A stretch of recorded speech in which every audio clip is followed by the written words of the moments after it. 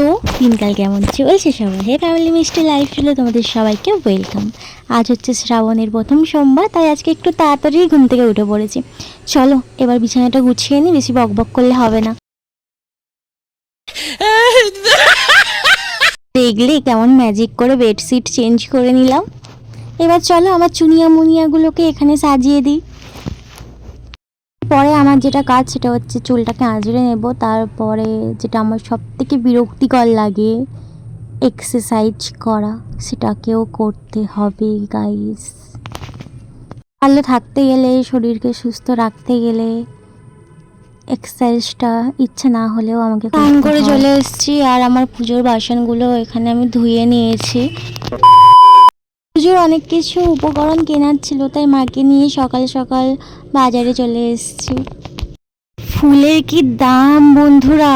এমনিতে আকন্দের মালাগুলো 11 টাকা করে নেয় আমাদের এখানে, আজকে ওই মালা বলছে 40 টাকা।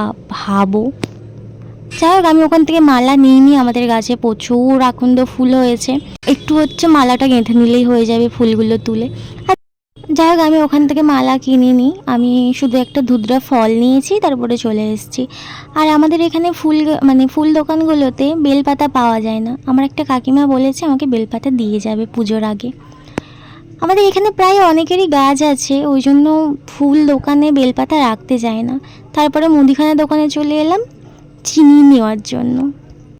আজ প্রচণ্ড রোদ বেরিয়েছে, এক্ষুনি 8:30টার মতো বাজে, এখনই এত রোদের তেজ। জানি না বৃষ্টি হবে কি না সারাদিন। চলো বাদবাকি কিছু ফুল তুলে নিই। এখান থেকে হচ্ছে 7টা দূর্বা তুলে নেব।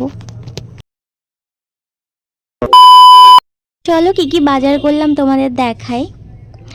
এই থালাটা, গ্লাসটা নিয়েছি, আর এই 4টে ছোট ছোট বাটি, এটাও আমি নিয়েছি শ্রাবণ মাসের জন্য। আমি শুনেছি স্টিলের থালায় নাকি ঠাকুরকে সেবা দিতে নেই, আর আমার মহাদেবের স্টিলের থালা ছিল, তাই ভেবেছিলাম একেবারে শ্রাবণ মাসেই থালাগুলো চেঞ্জ করে দেব। আর এই যে হচ্ছে এখানে দই আর মিষ্টিটা নিয়ে এসেছি, যেহেতু আজকে পুজোতে লাগবে। চলো এখান থেকে হচ্ছে কিছুটা আতপ চাল আমি বেছে নিই, কারণ মহাদেবকে ভাঙা আতপ চাল দিতে নেই। আর আজকে আমি আতপ চাল কিনিনি, এমনিতে আমি পুজো করি তো শিব পুজো করি, যেহেতু আমার ঘরে শিবলিঙ্গ আছে, তাই আমার ঘরে সবসময় আতপ চালটা থাকে।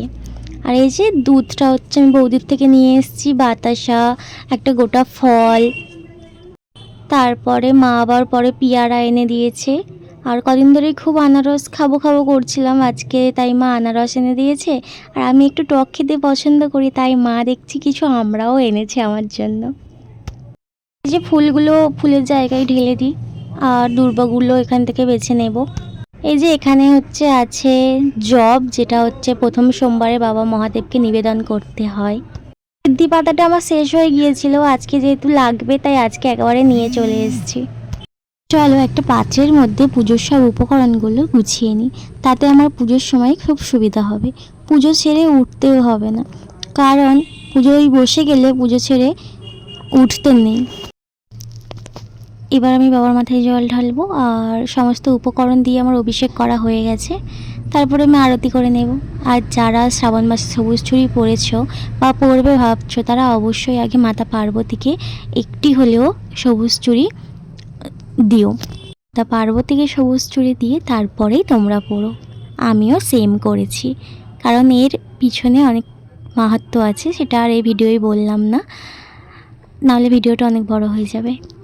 পুজো সম্পূর্ণ হয়ে গেছে, তারপরে আমার রোজকার যেটা কাজ সেটা হচ্ছে কিছু একটা জল খাওয়া। আজকে হচ্ছে বাতাসের জলটা নিয়ে নিয়েছি। চলো এবার বাতাসের জলটা খাই। গলা একদম শুকনো হয়ে যাচ্ছিল, চলো এবার জলটা খাওয়া যাক। আজকে একটা জাম্বু সাইজের গ্লাস নিয়েছি, খেতেই পাচ্ছি না এতটা জল আমি, কিন্তু ফেলা যাবে না, কারণ 25 টাকা দিয়ে জল কিনতে হয়।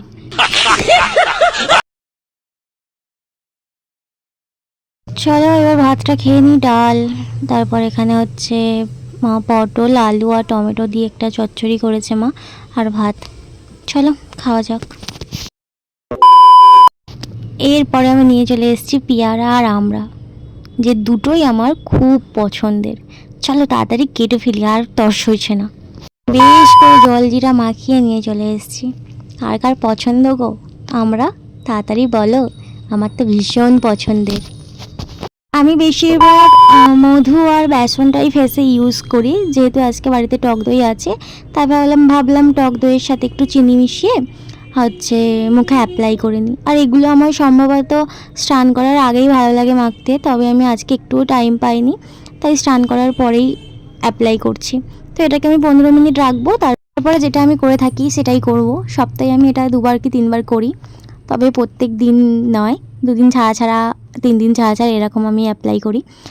সেটা হচ্ছে ঠান্ডা জল, তার মধ্যে ফেসটাকে এরকমভাবে চুবিয়ে রাখবো। একভাবে চুবিয়ে রাখতে যেও না, তাহলে দম আটকে মরে যাবে। একটু করে তুলবে, একটু করে জলের মধ্যে মুখটাকে দেবে। তো এটা তোমরা ইউজ করলে বুঝতেই পারবে মুখটা কতটা শাইন করে।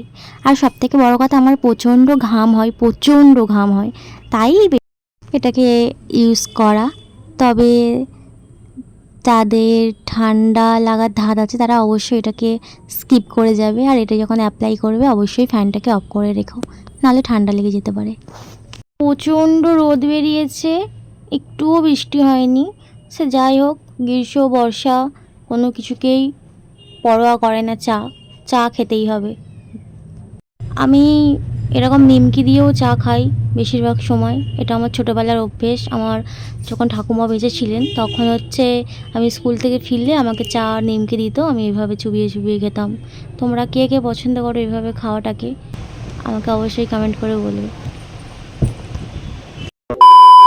তবে এই যে পুজোর পরে আমার এতগুলো বাসন বেরিয়েছে, চলো এগুলোকে তাড়াতাড়ি মেজে নিই। মাজা কমপ্লিট হয়ে গিয়েছে, তো বাসনগুলোকে এখানে এরকমভাবে রেখে দেবো যাতে জলটা ঝরে যায়। এই জল সমেত যদি আমি আলমারিতে তুলে দিই তাহলে কেমন একটা দাগ দাগ হয়ে যায়। চলো শখে একটু জল খাইয়ে নেব। তারপরে অনেকগুলো বাসন দেখছি পড়ে আছে। এখন যেহেতু আমার শরীরটা ভালো নেই, তাই মা আমাকে কোনো কাজই করতে দেয় না, কিন্তু আমার ফোনে একটুও চার্জ নেই, তো বসে থেকে কি করব, তাই ভাবলাম চলো বাসনগুলো মেজে নিই। জানি একটু বকা খাবো, তো কি করব, ফোনে ওদিকে চার্জটাও হয়ে যাবে আর আমার কাজটাও হয়ে যাবে।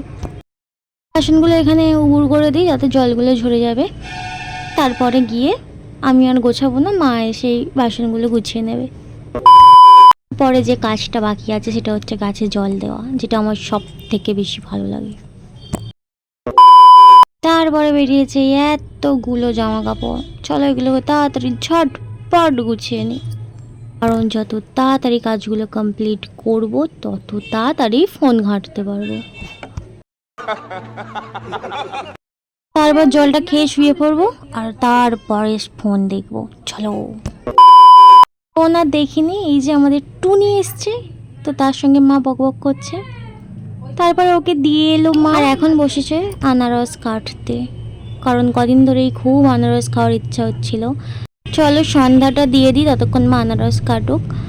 আর সন্ধ্যাটা দিয়ে দেবো, তার আগে ওই যে ফুল মালাগুলো দিয়েছিলাম সেগুলো আমি মহাদেবের থেকে তুলে নেব, মহাদেবকে একদম পরিষ্কার করে দেব। আনারসের সাথে আমি নুন মিক্সড করিনি, আমার কাছে জলজিরা প্রায় থাকে, তাই জলজিরা মিক্সড করেছি। কার কার পছন্দ গো আনারস, কমেন্ট করো।